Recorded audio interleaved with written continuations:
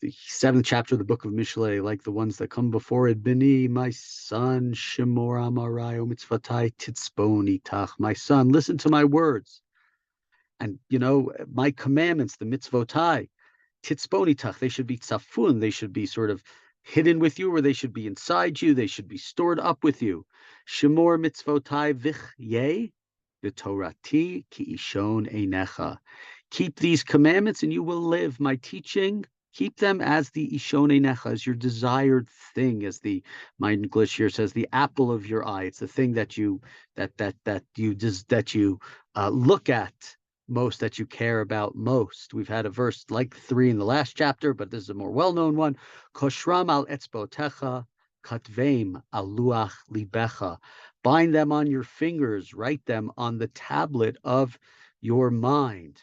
I don't remember if it was in the works of the Sfat Emet or who it was, but when it talks about having the mitzvot in the paragraphs that we say of Shema, al levavecha, on your hearts, right? It sort of says like osmosis. If you have them written here, if they're by your hearts, if they're right next to you, eventually they're going to make their way inside. They're going to come in and they're going to become part of you. So here too, don't keep them at a distance. These things should be right there. Bind them on your fingers. Write them on the tablet of your mind. Emor lechochma chotiat. Umoda lebina tikran. Say to wisdom, you are my sister, not like a 10-year-old bickering with his sister. And call understanding a right bina. We've had chachma and bina. Bina more, we'll say analysis. Chachma more knowledge and wisdom. And call wisdom your friend, your female friend.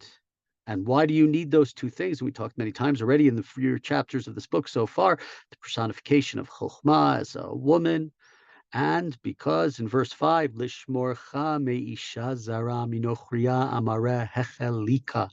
She will guard you from the forbidden woman, from an alien's woman whose talk is smooth. We talked yesterday. Is this literally somebody of the opposite gender, somebody who is luring the person away from their moral behavior, from their spouse, from their partner?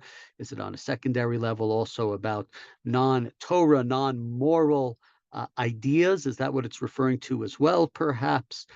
But here, what we're being said is keep these things close to you and keep those things distant from you. And part of what's going on here, right, and many studies have proven that environment is just as, if not more important than motivation.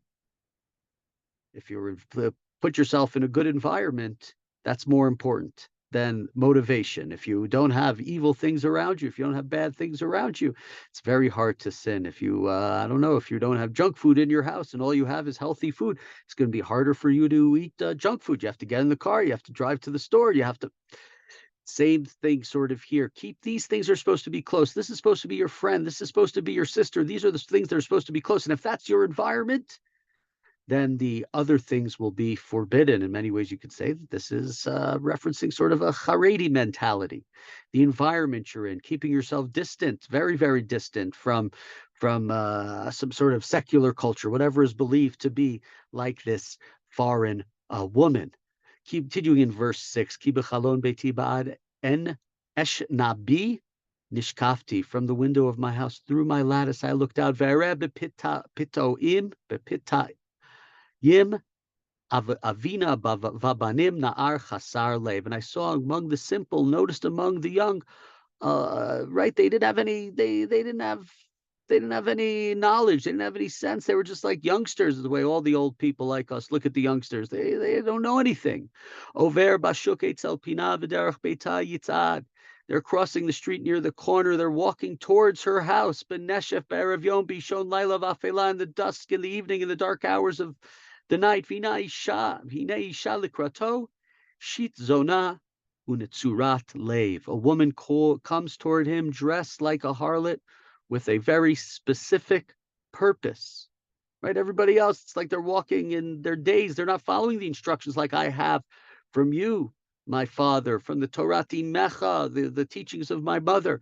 They are just walking away, walking towards this harlot. Again, literal, or is it about leaving the moral education, etc., etc.?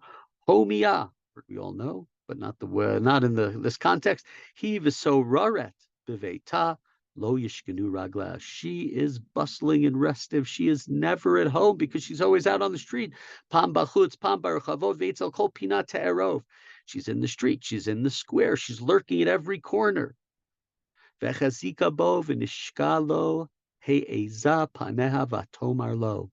She grabs hold of him and she kisses him and she brazenly lifts her face and says to him, Zivchei shlamim alai, hayom shilamti nidarai. I had to make a sacrifice for my well-being. Today I fulfilled my vows, and therefore Al-Kain, we're in verse 15, Yatzati likratecha, lishacher panecha, ve'emtsaeka, and therefore I came out to you, seeking you, and now I found you, marvidim ravadati, arsi, chatuvot etun mitzrayim. What have I done? Because I fulfilled my vows, and now I want to find you, and now I've prepared myself for you.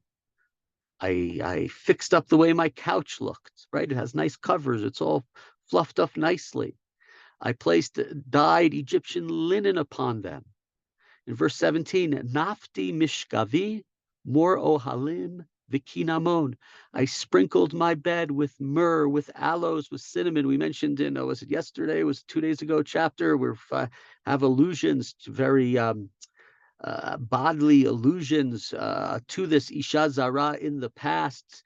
Shlomo, Mishlei, Shlomo, Shirashirim as well, when it's talking about the palace of the king and the beauty of his palace, and talks about all the different spices and smells and beauty that's in there. Same thing here, but here it's for this Isha Zara, for this foreign woman, for this harlot who is seducing this young man who's walking around just looking for it. Lecha, she says in verse 18, Nirvedodim araboker nitalsa ba'ahavim. Let us drink our fill of love till the morning. Let us delight in a loving embrace. Ki ein ha'ish biveito halach b'derech merachok. Because the man of the house is away. He's off on a distant journey. Right here, is it just referring to her husband on one level? He's not here anymore. I can fix the house. I can make it look great. He's not going to know what I'm doing when he is not here. Is it an allusion, to God, as many of the commentaries say? God's Shekhinah is far away. God is far away. God is not here. God's at a distance. God is busy doing other things. Now's the chance. Leave that chokhmah, leave that torati mecha, leave that musar avicha, leave all of that education, and come, stay with me. Siror hakesef lakach biyado loyom hakese yavo beito. He took his bag of money with him, and he'll only return in mid-month, right? He went out. He had things to do. Okay, that's what he's done. He's got to go out on a business trip. He's got to go buy goods. He's not home, and therefore I'm available. Hitatu berov likcha b'chelek svata tadichenu. She sways him with her fine talk, with her eloquence. She turns him aside, right? Maybe he doesn't want to do it, but she is flashing. She's luring. She's not flashing. I don't know, saying flashing like a guy in a trench coat. She's flashing her beautiful smile and her allure and her beautiful words, and telling him this is an opportunity that we have. Pasuk Chaf Bet, verse 22, Holech achareha pitom kishor el tevach yavo uche'eches el musar evil.